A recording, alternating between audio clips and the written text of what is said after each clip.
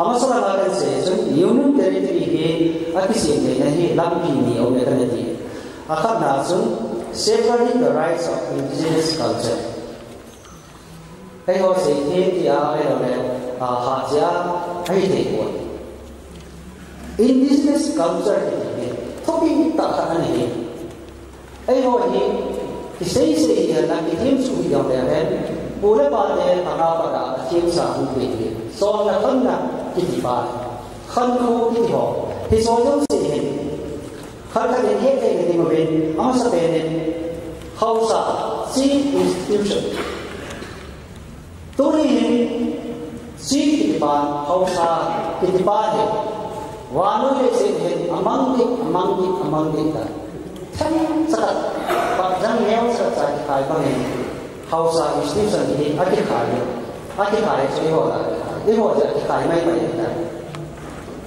इसी बार ही ये बहुत है तो आप इपाई मांगने जो नहीं से तुम्हारी सी की ये तो हौसा की है मांग लेता है इसी से जो वाला किसे हो हौसा दबाले हमारे हो बच्चे ने बात तो का कितना वालों ने से सोन का अमंग खाए के से कोई क्या को मार से United Nations are doing Human Rights Commission of doing This is all the part of a power, Christian power.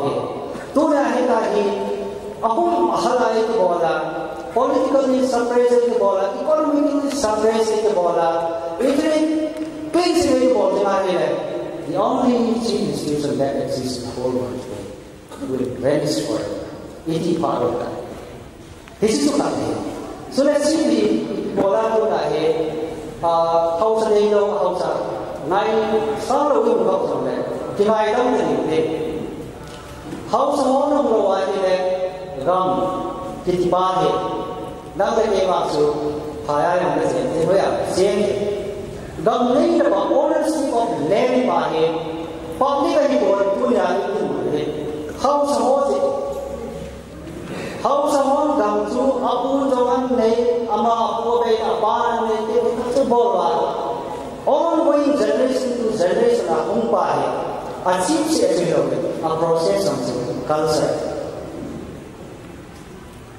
Here, so culture that's on the most monkey, they call it a Bolo like it about Same to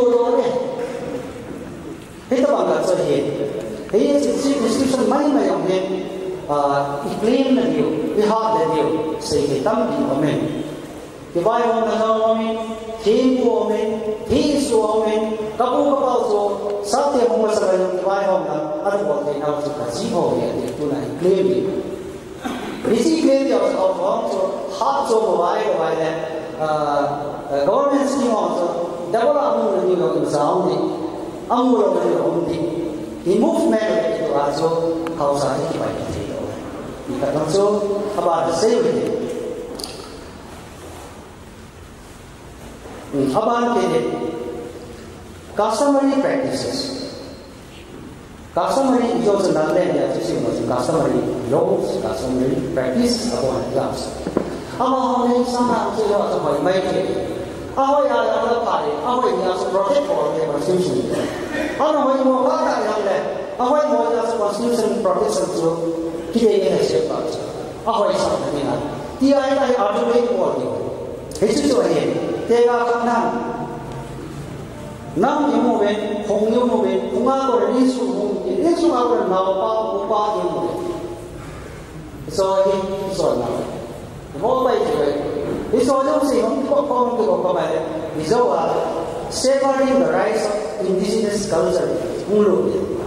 It's to him, Teen Mandi, Haboy, Adamo, Basic Zana, Adam Dana, now Minsa, Tina, Saking Omen, me with a mother ball is Omen, nobody was like to say, Taylor ball is Omen, meaning a typical day that to them with Omen, House of Roman, House of Roman. This also says on the Kanda, oh my God, says so. He protect you, constitution in they have been not protect they want cut you he says you love me. So let tradition in the तो like in tradition ये हाथ से मेरे हो ना हम west coast जी जो हा नाम चेंग सब को लाइक आता है लेटाई हम नाम चेंग लाइक एक और दावे नमे हम जम पूर्ण मंत्र तब डिजाइन होता है नाम चेंग हो के बेबे ए और सब और को दा का थे लो ये जावे अलुआ का थे लो है का ये हम से ये भी है सब ट्रेडिशन ये ना पाओ चाहिए ये सुन चम चम चा काय हक से साया है जो सिकुल तो पंगा जो यूनिफॉर्म किन से ला हों के बहुत ले जिसे मेरी सबांग ये तो कोर्स कोर्स सबांग ये जी रही बात है यूनिफॉर्म ने लोग ये नेक्स्ट पंग जो कोई स्कूल ता ये लो ये तो बात है ये जो नंबर 1 दा से बारी राइट्स ऑफ इंडिजिनस कल्चर तो भी ता ये जो तनिका देखिए देखते रहे अब आने नंबर 2 ना averting political turmoil related to matters of governance. Government may know that. Government to itaw na. Ipila ang ito. Hindi humong tayo.